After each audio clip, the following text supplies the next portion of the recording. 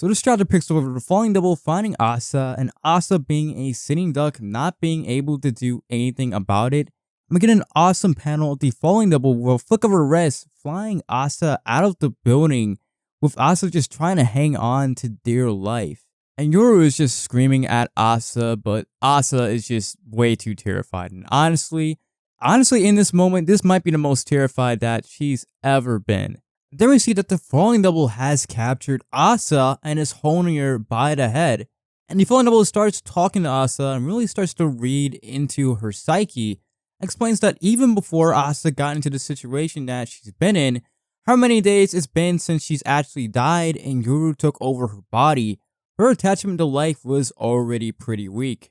And we sort of seen this at the beginning of the story, when Asa was already a bit suicidal with her saying that she wished that she could die, but gradually her mental health was just taking a nosedive to the point where it would be pretty easy to say that if she even got her body back now and Yoru went off to do her own thing, she might have just ended her life a few days after she was finally free to live her life the way that she always wanted to. And the falling double dives deeper into Asa's mind, and then she explains that what scares Asa isn't necessarily the idea of dying, but just the physical pain that comes with dying, and offers Asa a seamless way to die, which is obviously a lie. I mean, we've all seen how the falling double serves up her dishes. I mean, they definitely don't die in the best ways, I would imagine, but it's just her way of manipulating Asa into, well, kind of just giving up on life. And as Asa looks at Yoru, she starts to think of all of her trauma that she's experienced and decides to let go and fall into the void of darkness. And as Asa is thinking to herself, she feels at peace at the fact that she won't have to cause any more trouble to anyone or get her feelings hurt anymore. She won't have to lie in bed alone and think about all the things that she could have done differently and all the things that she felt like she did wrong. And then she opens her eyes briefly and we get a panel of two birds, and she says she has one single regret. And the translation for this, guys, isn't the best, but she pretty much says that even if it was only one person with all my heart, I wish I could, and that's where it cuts off. Now, me personally, I'm going to assume that Asa was probably going to say disconnect with a person, maybe just as a friend, but also someone that she could just love and give her heart to. Because we all know the first time that when Asa died, she did say before her death that had she lived her life more selfishly, she could have had friends and even a boyfriend. And I'm pretty sure when she was talking to herself, she may have been thinking of Denji, despite the fact that Denji did indirectly break her heart. We all know deep down that Asa really did like Denji, since it was probably the first time in a long time someone treated her as an actual human being without the intent of using her or harming her in any way. And as she's about to float off into the dark void, we see Denji grab her arm to keep her from floating, and we see Asa is trying to free herself from Denji so she can die. And Denji calls her nuts for even accepting and putting her trust into the falling devil. And from Denji's perspective, this is definitely true, but when you get down to Asa's past, it makes a lot of sense. Because let's be honest here, any person that she's ever gotten close with so far in the story has left her alone, used her, or has flat out betrayed her. And we see even when she was pouring her heart out to Yoru, the one person that she really does want to trust, who she views now as a bit more of an acquaintance or another piece of herself, she is now completely terrified of Yoru. And as she's explaining how afraid she is of Yoru, we see that Yoru has made no effort into listening to Asa or even giving her a reason to trust her. In fact, she only did belittle Asa, and I mean, Yoru just didn't give Asa a reason to trust her, which is honestly just insane to think about, given that they've had so much time, at least we can assume they've had so much time, with Denji actually finding the falling devil in his first fight with her. But yeah, she made absolutely no effort into actually just opening up to Asa, and well, it makes more sense why she would even go on ahead and place her trust in the falling devil, because at least the falling devil is being somewhat honest with her, with really what she wants and her intentions, which of course aren't great, but I mean, she really has no one to trust. And in the next panel, Asa begins to explain her thoughts on life in this moment, and she says that life is nothing but pain, getting made a fool out of, and getting your expectations up only to be let down. And hearing her say this really does show how deep her trauma has just cut into her self-esteem, but it just really warped her mind in a negative way to the point that even Denji for a moment is taken aback by this. And I'm pretty sure for Denji, this is the first time when he had to talk someone into wanting to live again. And for anyone that has ever experienced something like this in real life, you know how difficult it can honestly be. And as Denji is about to talk to Asa, we see the falling double's gravity relation is so strong, he actually loses grip to the building that he was holding on to, and Denji realizes that the worse you feel, the faster you get pulled into the sky. And Denji begins to have Asa think of happiness and happy thoughts like cats and ice cream, and it actually works, but now they're just stuck up in the middle of the air. And Denji explains to Asa that she knows how she feels, and Asa says to him, "What will you know about how I'm feeling?" And Denji says that no one has it worse than me. Now, the way Denji responds to this shows a lot of his maturity, but also his restraint. Because let's be honest here, everyone can agree that Denji has had it way worse than Asa has so far in the story. I mean, if you've seen just season 1 of the anime, I mean, we all saw the amount of physical pain, but also the emotional pain Denji has been put through, and that was only 1/4 of his story. That's not even the complete story of Denji's life. But instead of giving into his frustration at hearing this or going off on her, Denji really does say something that could really be applied to real life. Just when life seems super awesome, as soon as you let your guard down, some crappy thing happens out of nowhere and screws it all up. Life isn't all that bad, but day in and day out, you can remember that bad stuff. And the disaster keeps piling up like a hamburger made out of crap. And we see this actually begins to kind of cut into Asa's mind, and she asks Chainsaw Man how she ever got over all of it, and Denji admits that he hasn't. He says that he has something to live for and something to move forward to, so much he's willing to eat the crap burger that can be life. And this is really true about life, and it's why I always like the overall theme of Part 1's final arc and the message behind it.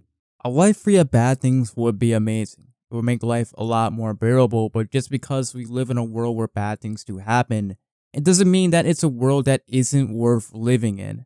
You'll have your ups and downs, but eventually you keep on living, you just keep on trying, things will get better.